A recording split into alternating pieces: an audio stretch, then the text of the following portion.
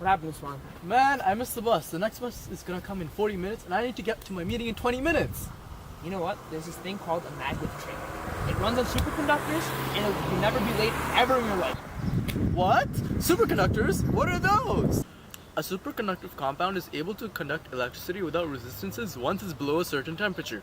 Resistance is undesirable because it produces losses in the energy flowing through the metal.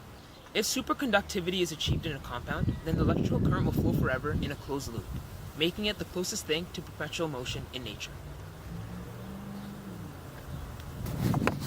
Not all materials show superconductivity. Along with mercury, the original superconductor, you can find the superconductivity effect in 25 other elements. It has also been discovered in thousands of compounds and alloys. Each different material becomes a superconductor at a slightly different temperature, which is known as its critical temperature. The trouble with most of these materials is that they superconduct only within a few degrees of absolute zero. This means whatever benefit you gain from their lack of resistance, you probably lose from having to cool them down in the first place. The Meissner effect is when a material transitions from a normal state to a superconductive state. That is where the material reaches zero electric resistance. The Meissner effect in superconductors acts to exclude the magnetic field from the material. The currents which cancel the external field produce magnetic poles which mirror the poles of the permanent magnet, repelling them to provide the lift to levitate the magnet. These create a magnetic field similar to that of an electromagnet.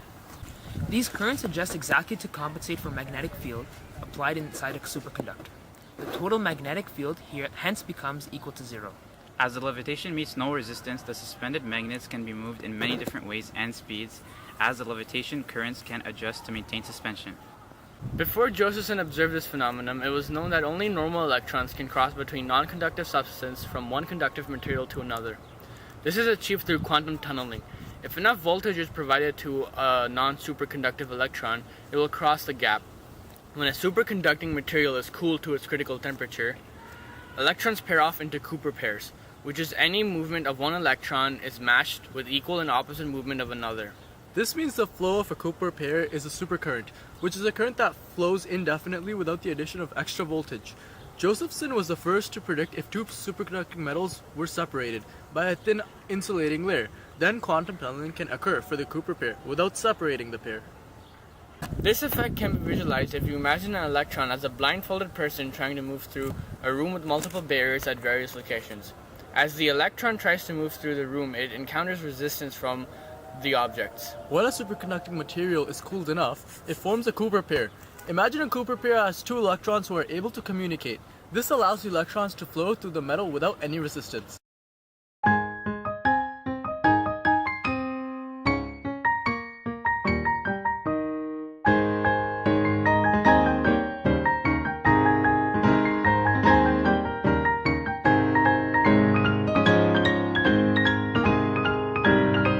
In 1911, superconductivity was first observed by Dutch physicist Huyck Owens.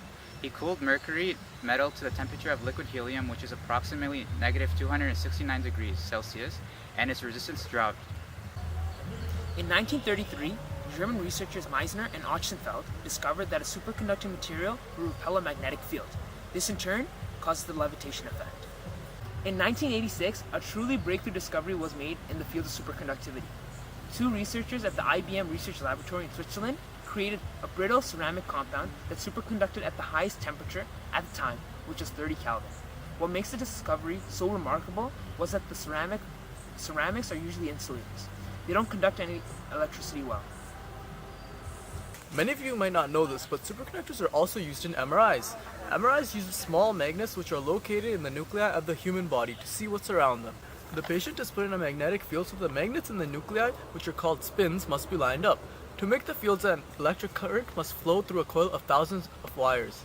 If regular metal wires were used, they would heat so much that they would melt. This is why in all MRIs, the coil is made up of superconductive wire plunged in a very cold liquid, such as helium. Since there's no electrical resistance, this means there's no heating. If you've all seen Back to the Future, you should recall this particular scene.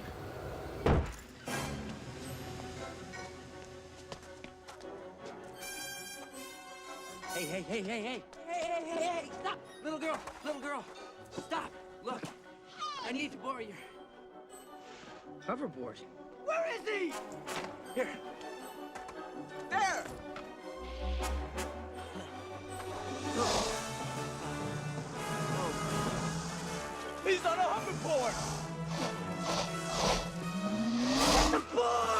Give me more!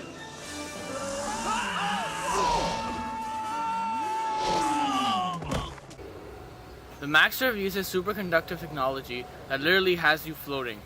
This levitation device uses a liquid nitrogen-powered superconductor to propel a skateboard-sized hoverboard across the magnetized track.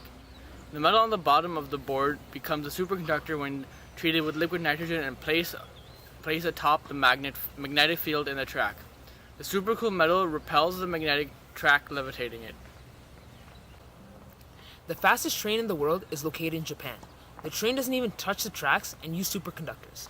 It levitates a few inches above the track thanks to technology that uses strong magnetic fields created by superconducting coils located and cooled on board. Astonishingly, the wagons are able to go up to 500 kilometers per hour with passengers on it. Electricity is an essential source of energy that the modern world relies on. Unfortunately, power cables can only transport a limited amount of current. If they reach their limit, they will heat and melt. A network of superconductors would do the job much more efficiently.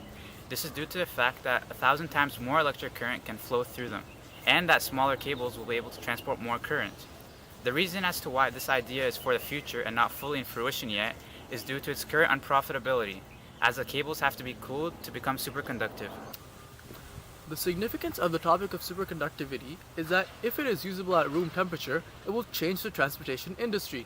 It will allow people to travel to places faster and more efficiently while saving energy and preventing energy loss, which in turn is beneficial for the environment.